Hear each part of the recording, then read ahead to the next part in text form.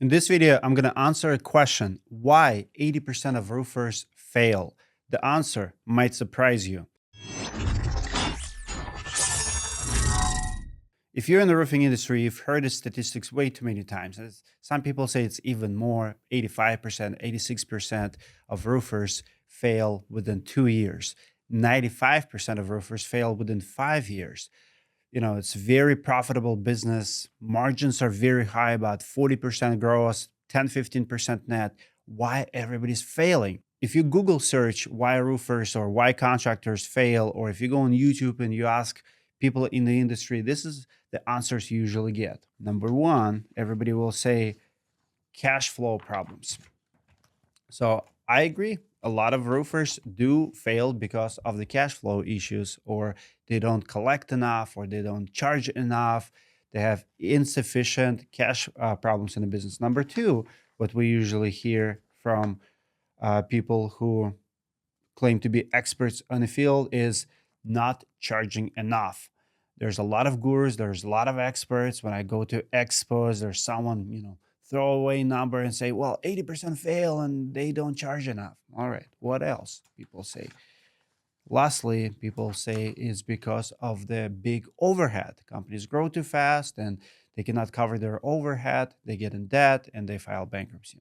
While some of it might be true, the real answer is much deeper and it might surprise you, especially if you're new to the industry or if you're outsider. You just don't know and you speculate. Here's the real answer. So I have been a roofing contractor from 2013 to 2020. So a lot of things that I'll share in this video is from personal experience. We're actually going to interview a roofer who almost closed their doors because of one of these reasons. Before that, I was in flooring space, so I have seen a lot of contractors go out of business. Last week, one of the companies that we visited with the Roofing Insights team filmed and did YouTube videos for them closed doors as well. So the problem is very, very real, and the reason is very, very sad. It's actually insurance, actually two insurances. So insurance companies are still one of the biggest buyers of roofs in the United States. They write a lot of checks all over the country after hail, after wind, after different weather events, hurricanes.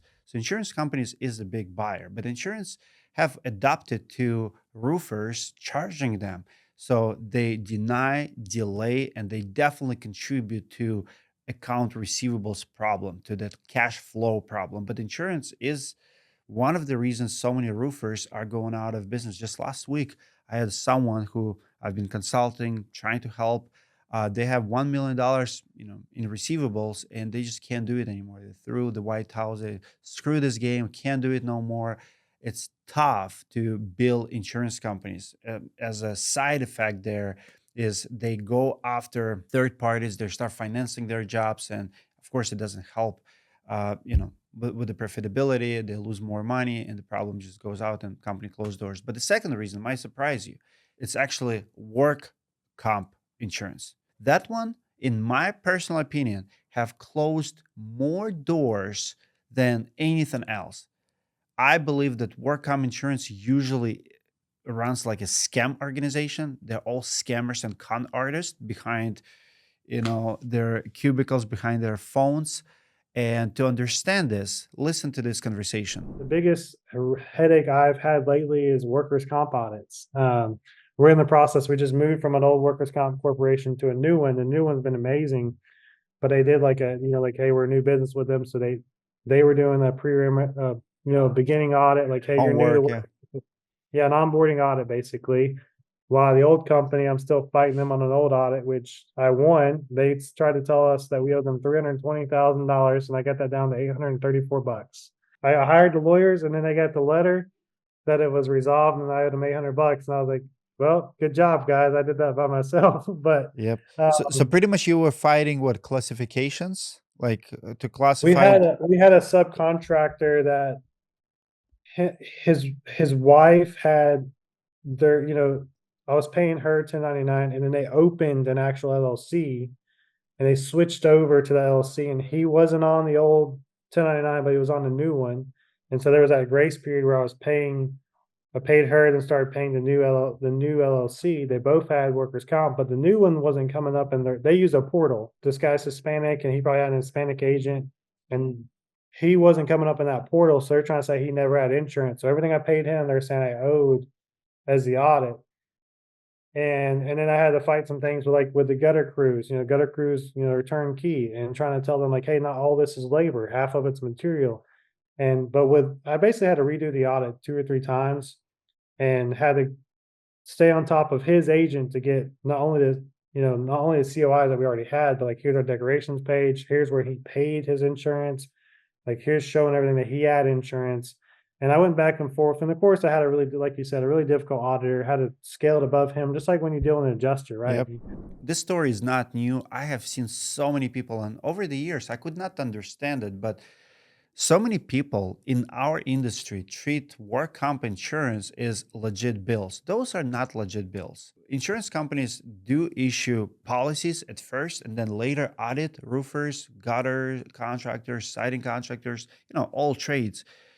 Oftentimes, roofer contractor doesn't have time in a day to fight it, and we treat it like a fine, like a court order. Those are not court orders. Those just that's just a piece of paper.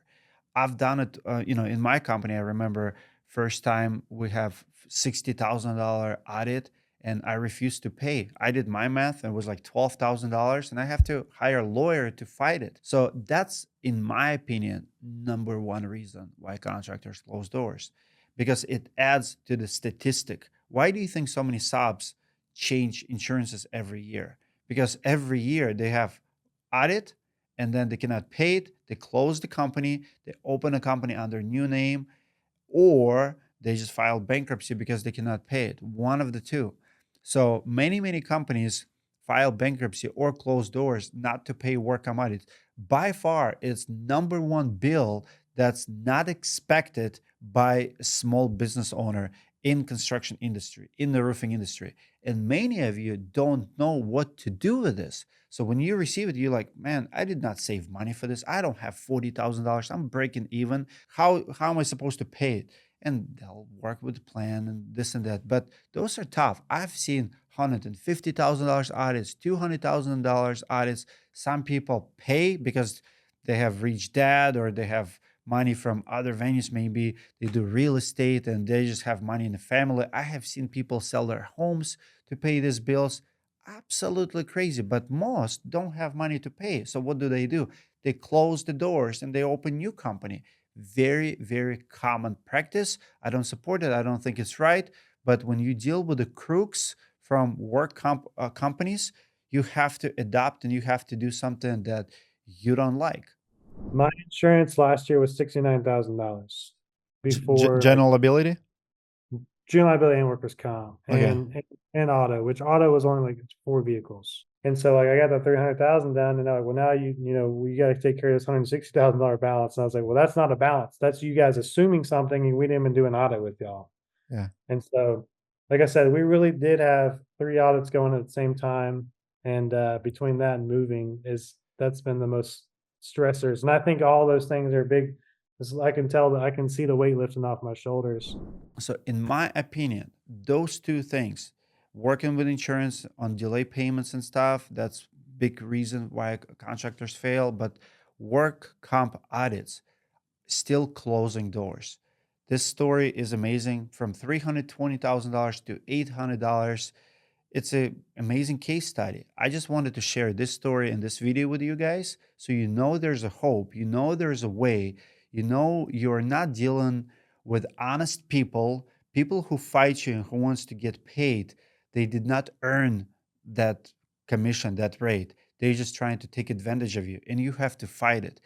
Nick fought for himself for 7 months, but think about if he had to pay $300,000. How many companies out there can pay $300,000? If I have a wife and I have a crew under my name and I have work comp under my name and I have the $80,000 bill, I'm gonna close this LLC and I'm gonna ask my wife to start new LLC. Happens a lot in subcontracting world. So comment below what you think about this topic. If you're dealing with the audit, or maybe you want to share your story, we're probably going to do a bigger piece with the more case studies. We're probably going to write, script, do big investigation. So if you want to do that, email sydney@roofinginsights.com. We will share, maybe interview your story, maybe name few companies who are doing it, because insurance audits are absolutely insane. Most of those stories are not fair,